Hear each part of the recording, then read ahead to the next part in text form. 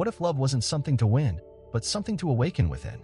Not through charm, not through words, but through the quiet gravity of your presence. Imagine this. You walk into a room. The air doesn't shift because of your cologne or your voice, but because of your stillness. You don't chase eyes, they find you. Not because you're trying to impress, but because you've mastered the art of needing nothing. That's not game. That's not seduction. That is Stoicism. Today's video isn't about tricks, lines, or the tired noise of alpha tactics. It's about something deeper, something truer, a different way to move through the world and into the heart of the woman you desire, not with pressure, but with peace. Not through pursuit, but through presence. Because the man who has mastered himself never has to chase anyone. This isn't fantasy. This is philosophy, the kind that has survived for thousands of years not because it was trendy, but because it was true. Marcus Aurelius ruled an empire without raising his voice. Seneca mentored emperors with calm precision. Epictetus, born a slave, walked with dignity kings envied. And all three understood one timeless truth: control over yourself is the beginning of power. So what does this have to do with love? Everything. Because if you want to be the kind of man she remembers when the room quiets, if you want to be the one she thinks of when her world feels uncertain, then this video is for you. We're not just talking about relationships. We're talking about how to become magnetic from the inside out. Today, we'll explore the Stoic path to true attraction, not the kind built on external validation, but the kind born of internal virtue. You'll learn how stillness commands attention, how detachment ignites desire, and how purpose makes you unforgettable. This isn't just philosophy, it's transformation. So if you're done with chasing, if you're ready to rise, not louder, but deeper, then stay with me. And if this message already speaks to the part of you that's tired of performing and ready to become, hit like. Subscribe to Stoic now. Join a tribe of men who lead not with noise, but with quiet certainty. Take a breath, because what comes next will change how you love. Shall we begin? Principle 1. Stillness is power. There is a kind of man who doesn't walk into a room. He arrives. He doesn't announce himself. He doesn't fight for space. But somehow, when he steps in, the air shifts. Voices lower. Eyes wander toward him, not out of fear, not out of awe, but out of a subtle, magnetic curiosity. He radiates nothing but presence. A quiet command that makes people lean in without realizing they've stopped talking. That man is not the loudest. He's not the most handsome, but he is something far more rare still. You've met him before. Maybe in a meeting, where he spoke last but was heard most. Or maybe in a group, where everyone else filled the space with chatter, while he filled it with gravity. His strength isn't in his volume, but in his silence. And that kind of power, the kind that doesn't ask for attention, but naturally receives it, is what Stoicism has taught for thousands of years. Stillness is not passivity. It's not weakness. It's not withdrawal. Stillness is a storm mastered. Marcus Aurelius wrote in his Meditations, "Be like the rocky headland on which the waves constantly break. It stands firm, and around it, the seething waters are laid to rest." That's the essence of stillness. It's not the absence of chaos, it's the refusal to let chaos enter your soul. In love, most men fall into one of two traps. They chase too loudly, or they withdraw too quietly. One screams for attention, the other disappears. But the Stoic man doesn't do either. He simply exists with such inner peace, such unwavering certainty, that it becomes impossible not to notice him. Now let me ask you this. When was the last time you walked into a room and felt full of yourself? Not in arrogance, not in ego, but in clarity? When was the last time you didn't second-guess your every move, your posture, your tone, your words? That's the difference between attraction that is borrowed and attraction that is built. A man who is grounded doesn't seek permission to be. He simply is. And that energy, a kind of emotional equilibrium, is what draws her closer.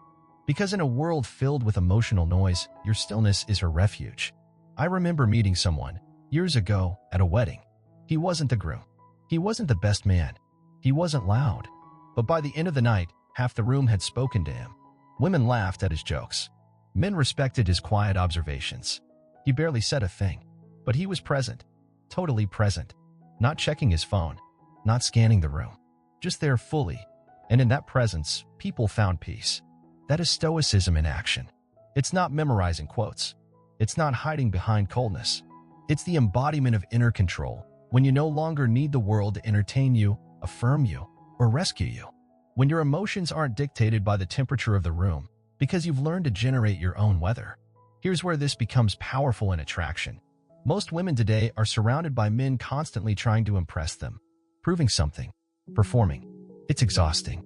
So when she meets someone who doesn't play that game, who doesn't try to force a connection or chase approval, she feels it deeply. It's not that you're unavailable, it's that you're immovable. And here's the paradox: that kind of man is never truly alone, because women and the world are drawn to stability in an unstable time. Stillness doesn't mean being mute. It means choosing your words like a craftsman, not a salesman. It means letting silence speak for you when noise would only cheapen your message. It's knowing that your value isn't in your ability to impress, but in your ability to remain. You don't need to know what to say all the time, but you do need to know how to be still, especially when you're nervous, especially when she's testing you, especially when the moment feels uncertain. It's in those moments that your emotional temperature becomes hers. Because a woman will never feel safe with a man who cannot steady himself. And love cannot root itself in a storm. So how do you cultivate stillness? You start by observing yourself more than you react. You create daily silence, journaling, breathwork, nature, anything that returns you to center. You stop rehearsing what to say and start building who you are. You let the world spin, but you stand firm like Marcus Headland in the storm. And when you feel tempted to over-explain, to justify, to beg for attention or clarity, don't. Be the man who doesn't chase the wind because he's too grounded to be carried away. Be the one who listens longer than he speaks because his thoughts are too valuable to be spilled carelessly. Be the one who can sit in silence with her and still be the loudest presence in the room. That's stillness. And stillness is power. Principle 2. Detachment sparks desire. Desire is a strange flame. Feed it too much and it burns uncontrolled. Starve it completely and it fades. But manage it precisely, wisely, intentionally, and it becomes something beautiful, something magnetic. Detachment isn't indifference. It's poise. It's the ability to want without needing, to care without clinging, to show affection without trading it for your identity. And in the quiet teachings of Stoicism, we find this lesson repeated again and again, that freedom is found not in possession, but in mastery of the self. Epictetus said, "He who is not enslaved to desire is free." Most men don't understand this. They hear detachment and assume coldness, distance, emotional armor. But what the Stoics speak of, what a woman feels when she encounters a man who is truly grounded, is not coldness. It's control, not aloofness, but serenity. A man who is detached from outcome, yet deeply present in the moment, that's a man who is unforgettable. Let's be brutally honest for a moment. Neediness kills attraction. The moment your mood depends on her reply, you've surrendered power not just to her, but to your own untamed emotions. The moment you text again because she didn't respond fast enough, the moment you begin scripting conversations in your head or watching her Instagram stories to feel connected, you've stepped out of self-possession and into self-abandonment. And she can sense it, not through logic, but through intuition.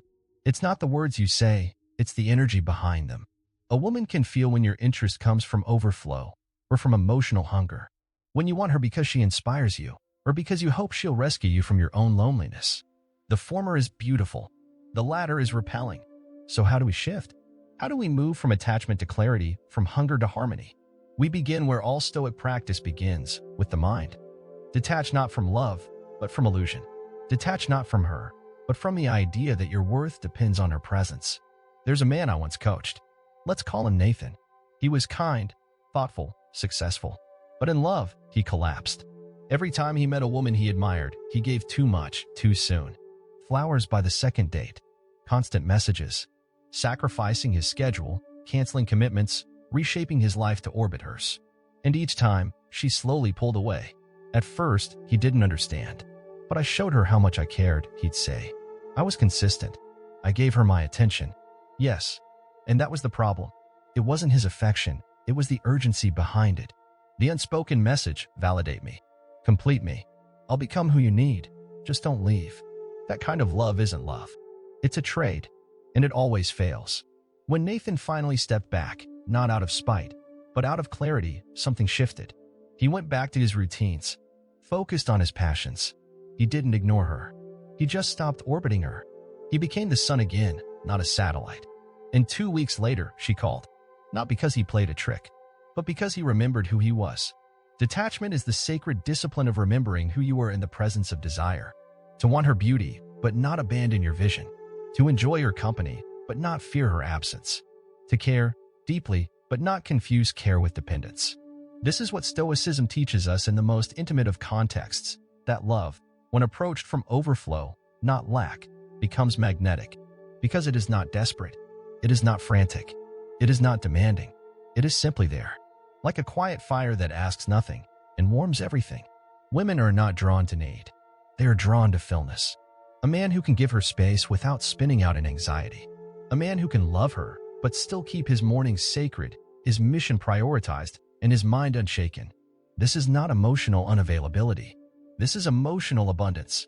And the only way to cultivate it is to let go. Let go of stories like, if she doesn't choose me, I'm not good enough. Let go of the fear that love must be chased to be kept. Let go of the belief that proximity equals connection. Because real connection doesn't grow in pressure. It grows in peace. The Stoics weren't celibate monks. They were lovers, leaders, warriors, kings. But they knew this: if your peace can be stolen by a missed text, you're not in love. You're in addiction. So take the space. Lean into silence. Feel the ache of not knowing and use it to build something unshakable inside. If she misses you, let her miss you. If she walks away, let her walk. If she returns, receive her not as someone who completed you, but as someone who joins you on your path. Because that's the highest form of desire, not craving someone to fill your gaps, but inviting someone to walk beside your wholeness. That is Stoic detachment. And that sparks desire in ways no tactic ever will. Principle 3. Purpose over approval. A man without a mission is a shadow chasing shadows. He moves, yes, but without direction. He seeks, yes, but not from within. And so he leans into others, hoping they'll tell him who he is, that he's worthy, that he's good enough, that he's lovable. And the truth is, women feel this long before it's spoken. You can buy the dinners. You can say all the right words. You can even look the part. But if she senses that you orbit her approval more than your purpose, she may smile, but her heart will never fully open. Not because you're not enough, but because you've given her a role she was never meant to play, the architect of your identity. The Stoics were crystal clear on this. You must root yourself in your own reason, not in the reactions of others. Marcus Aurelius said, "Do not waste what remains of your life in speculating about your neighbors. Look well into thyself. There is a source of strength which will always spring up if thou wilt always look there." In modern terms, stop checking her mood to find your self-worth. Let me tell you about Jordan. Jordan was, by all accounts, a good man. He was driven, kind, generous. But in his relationships, he had a fatal pattern. The moment a woman liked him, he lost his edge. Not intentionally, but slowly. Instead of waking at 5 a.m. to train, he slept in when she stayed over. Instead of leading his business calls, he started postponing them when she needed time. Instead of following through on his weekend rituals, writing, hiking, meditating, he rearranged everything around her. At first, she adored the attention. But within months, the spark faded. She couldn't quite name it. She just felt it. He was no longer him. He was becoming hers. And not in a good way. Because here's the paradox. A man who loses himself for a woman becomes the very thing she cannot love fully. Why? Because we are not drawn to those who need us to function. We are drawn to those who are alive with something greater than us, something sacred, untouchable, burning. Purpose. When a man is aligned with his purpose, his calling, his craft, his clarity, he becomes like a flame. And a woman doesn't want to be that flame. She wants to feel its heat. She wants to bask in its light. She wants to know that it burns whether she's near or far. Because that's what makes it powerful. That's what makes it real. So what does this look like in real life? It looks like keeping your morning sacred, even if she texts. It means honoring your work, your training, your mission, even when romance is fresh and exciting. It means being kind, but never abandoning your center to please. Purpose doesn't mean you don't care. It means you care enough to bring your whole self to the relationship, not a version edited for approval. The Stoics lived by this. Seneca wrote, "A man who follows someone else not only does not find anything, he is not even looking." You must look within. Define success by your own inner standards, not applause, not attention, not whether she thinks today's version of you is enough. This kind of man, he's rare, but unforgettable. Because he's not trying to impress, he's trying to improve. He's not trying to charm, he's trying to cultivate. He's not hoping she'll complete him, he's inviting her to witness the becoming. That's purpose. And purpose is wildly attractive. I remember meeting a carpenter once. A quiet man. Not wealthy, not flashy. But when he spoke about his work, crafting wood, designing by hand, shaping something from silence. You could feel it. His voice shifted. His eyes focused. He wasn't talking to impress. He was talking from devotion. That energy, that fire, that's what women crave. Not the noise of needing, but the clarity of becoming. So how do you build this in yourself? You start with a question no one else can answer for you. What matters to me when no one is watching? You journal daily. You reflect. You audit your time and energy. You stop numbing with distraction and begin living with intention. You define a purpose, one that stretches you. Not for money, not for followers, not even for her. For your soul. And then you return to it. Every day. Without excuse. Because when you make that shift, when you stop chasing approval and start chasing your own excellence, you stop becoming one of many and start becoming one of a kind. And she'll feel it. Not because you tell her, but because you no longer need her to validate it. She'll feel it in your eyes, steady. In your walk, intentional. In your words, measured. And in your love, offered, not performed. The man who no longer needs to be chosen becomes the man everyone notices. That's not ego. That's purpose. Principle 4. Emotional mastery is magnetic. Every man, at some point, is tested. Not by combat, not by hardship, but by emotion, raw, heavy, disorienting. It comes in a glance that feels like rejection. A text left unread. A sudden change in her tone. You feel the inner rumble begin, the tension rising in your chest, the tightening in your jaw. The storm is no longer outside of you. It's inside. And in that moment, you're faced with one quiet but life-defining question. Will you react or will you respond? Stoicism begins here, not when everything is calm, but when everything within you wants to scream, chase, accuse, fix, or flee. And yet, you don't. You breathe. You observe. You feel, but you do not flinch. Marcus Aurelius captured this beautifully when he wrote, "If you are distressed by anything external, the pain is not due to the thing itself, but to your estimate of it. And this you have the power to revoke at any moment." The world tells you to be a man, but it rarely teaches what that truly means. Not Stoicism as emotional repression, but Stoicism as emotional command. That, my friend, is where attraction takes root. Because a man who can master his inner fire, who can feel deeply but remain centered, is rare. And rare is unforgettable. Let's be clear, emotional mastery is not apathy. It's not pretending you don't care. It's not faking coldness or becoming robotic. It's not silence born from fear. No, emotional mastery is presence without panic. It is feeling every wave, but steering your ship. It is the art of not being thrown off course by every gust of wind in your woman's tone or every pause in her words. And here's the truth, she will test you. Not maliciously. Not because she's cruel. But because she needs to know, can this man hold his center when mine is spinning? Can he remain grounded when I am not? This isn't manipulation. This is nature. Every deep feminine force seeks a container. Not one that traps, but one that steadies. When she becomes the storm, she unconsciously longs to meet a man who can hold the sky. But most men don't. They react. They get angry when she pulls away. They get needy when she seems distant. They raise their voice, lose their poise, beg for reassurance, or retreat into passive silence, all because they've never learned to sit inside the fire without flinching. Emotional instability, no matter how loving its intention, feels unsafe. And no woman can surrender in love if she feels unsafe. So what does emotional mastery look like in love? It looks like not taking the bait when she's upset. It's choosing to ask instead of accuse. It's not trying to fix her emotions, but simply witnessing them with calm presence. It's the steadiness to say, "I'm here," without demanding she be anything other than what she is. And it's the courage to walk away from disrespect, not in fury, but in quiet self-respect. There was a man I knew, Gabriel.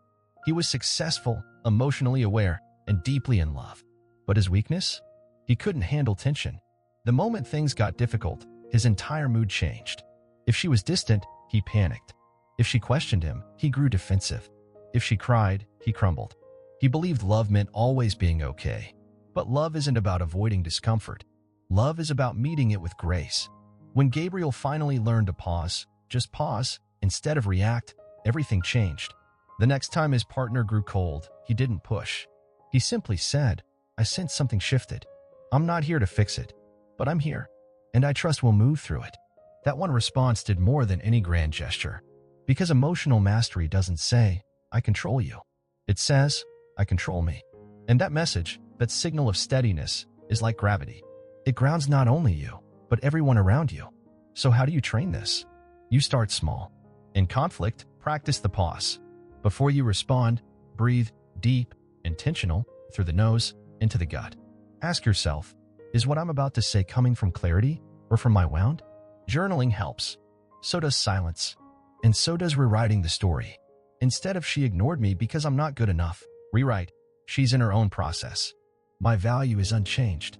Instead of "she disrespected me and I need to make her feel it," say, "I respect myself enough to set a boundary without losing my dignity." Emotional mastery is not born in one moment. It's forged day by day in how you speak to yourself, in how you interpret discomfort, in how you stay when everything in you wants to escape. And when you carry that strength into your relationships, when your emotions become a well of calm, not a wave of chaos, something beautiful happens. She softens. She feels safe. Not because you never feel, but because you never collapse. That is the man she trusts. That is the man she desires. And that is the man you already have within you. Principle 5. Be authentically yourself. We spend so much time trying to be what we think the world wants. We tailor our tone. We trim our truths. We shrink our presence so we can fit more easily into rooms that were never designed for our spirit. And worst of all, we do it thinking it will earn us love. But love that's earned by wearing a mask always demands the mask stay on.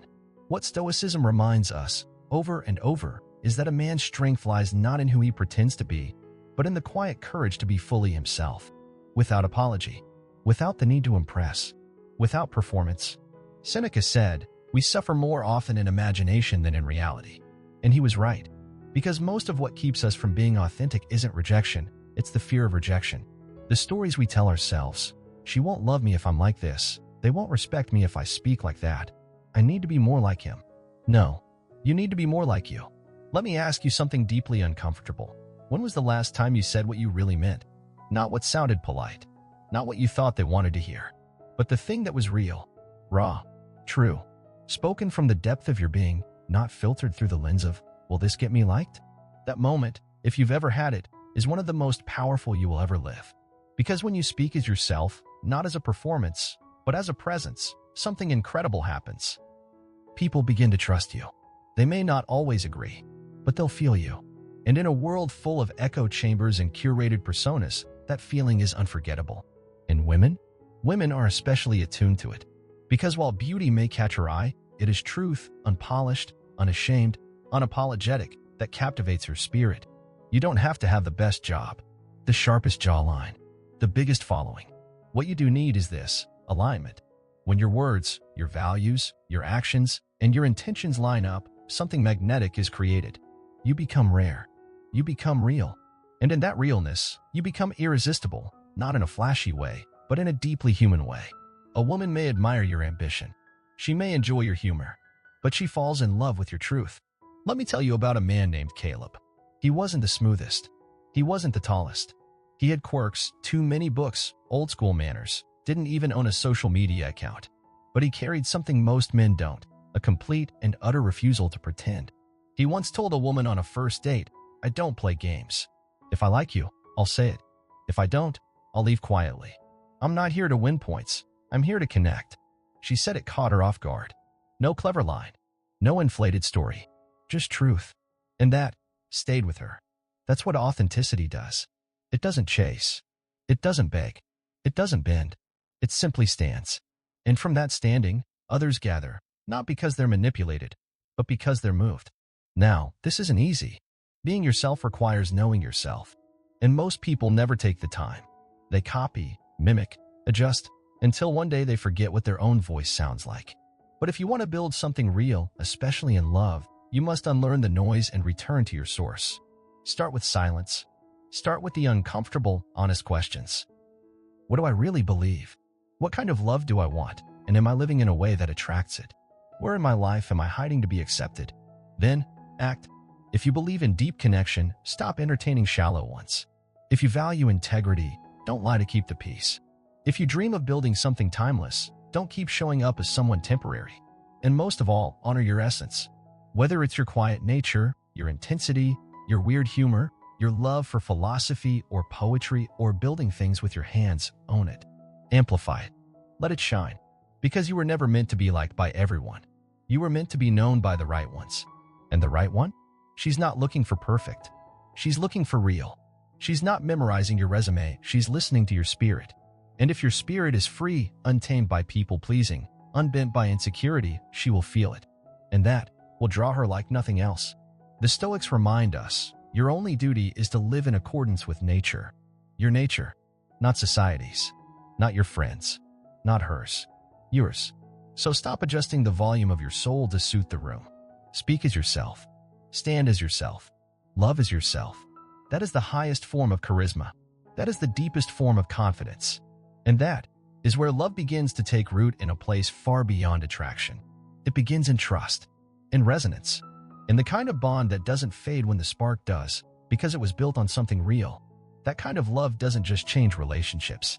It changes you. Forever. Principle 6. Build a life so good she wants to join it. There's a moment, often unspoken but deeply felt, when a woman looks at a man and silently asks herself, is this a life I want to be part of? Not just, do I like him? Or, is he attractive? But, is his world worth stepping into? That question isn't answered by your looks, your lines, or your status. It's answered by your life. And that's where Stoicism offers something far more powerful than seduction tactics or psychological games. It offers a call not to chase women, but to construct a life so rooted, so alive, so whole, that love becomes an invitation, not a pursuit. Because here's the truth that most men never hear. You don't win her heart by giving her the center of your universe. You win it by creating a universe she wants to explore. Marcus Aurelius lived this. He didn't run after affection.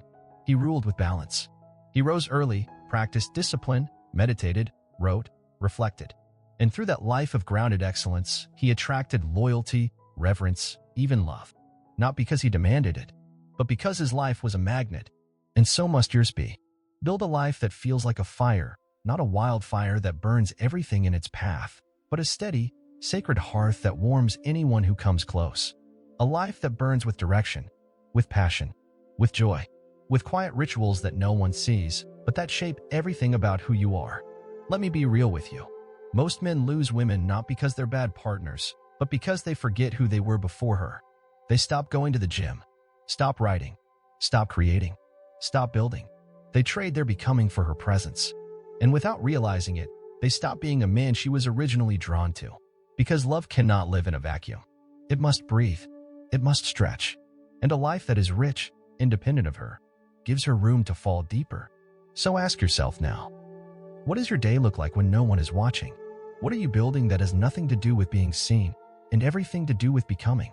How do you treat your mornings, your body, your craft, your mind? Because the man who builds a life of depth doesn't have to convince anyone to stay. His life becomes a quiet invitation, a kind of gravity, not controlling, but undeniable. There was a man, let's call him Eli. Eli didn't date for a while, not because he couldn't, but because he chose to. He used that season not to scroll or complain, but to build. He ran at sunrise, read the greats at night. He learned to cook, build his business, cleaned up old wounds. His apartment was quiet, but filled with meaning. No noise, just growth. When he met her, he didn't need to impress. He didn't need to chase. He simply opened his door and said, in so many words, "This is my life. You're welcome here, but I'll be living it, with or without applause." And she stayed, not because he made her feel like the sun, but because he already was his own source of light. This doesn't mean being selfish. It means being sovereign. There's a difference. A sovereign man isn't closed. He's clear. He knows what he's cultivating. He knows what matters. He knows that love isn't the center of life. It's the reward of living it fully. Seneca wrote, "It is not that we have a short time to live, but that we waste much of it." Wasting your life orbiting someone else's approval is the quickest way to lose your edge and your attractiveness. But when you reclaim your time, your energy, your sacred focus, you don't have to seek validation, because you become the kind of man whose presence validates itself. And this, more than charm or looks or lines, is what she truly wants. She wants to walk into your world and feel invited, not smothered. She wants to witness your discipline, your vision, your rituals, and wonder, quietly, how can I add to this? Not, how do I become this man's reason for waking up? So live richly, not expensively, not extravagantly. Live richly in spirit. Honor your sleep. Read great minds. Take long walks without music. Laugh with your brothers. Write with your hands. Move with purpose. Be so full of life that love feels like an echo, not an escape. Because the man who builds a life this way, who tends to his soul like a garden, who grows in silence, who walks his path with steady feet, doesn't just attract. He inspires. And in a world of men waiting to be chosen, he becomes the one quietly, powerfully, unforgettable. The stoic flame that draws her. So here we are. 6 principles. 6 quiet revolutions. And one undeniable truth that echoes beneath them all. You do not win her heart by performing. You win it by remembering who you are. Stillness, detachment, purpose, mastery, authenticity, wholeness. Not separate techniques, but threads in the same timeless cloth, woven by men who chose self-mastery over self-abandonment, who refused to chase what they could become, who knew in their bones that love doesn't flow from desperation, it flows from presence. And the presence of a man who is rooted is unforgettable. The kind of man who walks into a room and doesn't speak loudly, but whom silence seems to follow. The kind of man who is not afraid to want, but never needs. The kind of man whose world is so full, so steady, so clear that inviting her in becomes a blessing, not a bargain. Because in the end, she is not looking for a prince to rescue her, nor a player to dazzle her. She's looking for something far more rare. A man she can trust, not just with her body, but with her emotions. A man whose eyes do not flicker when tested. A man whose life has meaning with or without her applause. A man who feels like peace, not because life is perfect, but because he has become resilient. This is not about getting the girl. This is about becoming the man. And from that becoming, all else flows. The right woman finds you, not because you chased her down, but because you stood where you were called to stand, and she saw you. Not through a performance, but through a presence that moved her. So if this video spoke to something in you, not the loud part, not the hungry part, but the still part, the part that knows there is more, then I invite you to do what most won't. Live this. Practice stillness. Choose detachment. Follow purpose. Cultivate mastery. Own your truth. Build your life. And do it, not for her, but for your soul. Because when your soul is whole, when your spirit is grounded, when your heart beats from clarity instead of craving, you no longer have to search. Love begins to find you. Quietly, naturally, powerfully. And she, the one who's ready, will feel it in your silence. If this message touched something deep in you, let it echo forward. Like this video. Subscribe to Stoic now. Leave a comment with one practice you're reclaiming this week. One truth you're stepping into again. Your voice might be quiet, but it matters. And maybe, just maybe, your stillness today becomes someone else's turning point tomorrow. Stay steady. Stay powerful. Stay you. And return to this space anytime you forget that becoming yourself was always the most attractive thing you could ever do.